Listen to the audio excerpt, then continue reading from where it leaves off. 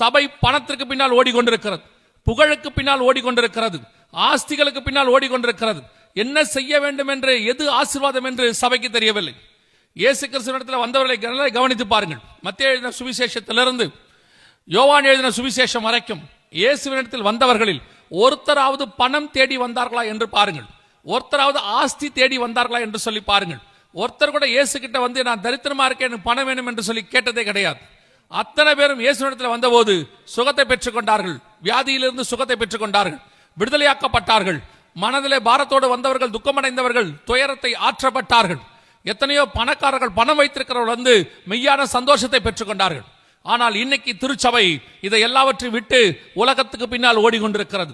ஏன் என்று சொன்னால், உலகத்திலே சொல்லப்பட்டது அந்த உபதேசங்கள் இன்னைக்கு சபைக்குள்ளே கொண்டு வரப்பட்டு வஞ்சிக்கிற உபதேசம் சபைக்குள்ள இருக்கிறது. இந்த வஞ்சிக்கிற உபதேசம் சபையை கொஞ்சம் கொஞ்சமாக உலகத்துக்கு நேராக திருப்புகிறது. உலகத்தில் உள்ள எத்தனையோ பணக்காரர்கள், கோடீஸ்வரர்கள், நான் வேதத்திலிருந்து சொல்கிறேன், பவுலில் ஆரம்பித்து அப்பேற்பட்ட கோடீஸ்வரர்கள் எல்லாவற்றையும் நஷ்டமும் குப்பையும் என்று விட்டு இயேசுவுக்கு பின்னால் வந்ததுதான் சரித்திரம். ஆனால் இன்னைக்கு இயேசுவை பணத்துக்காக பின்பற்றுகிற கூட்டம் தான் அதிகம்.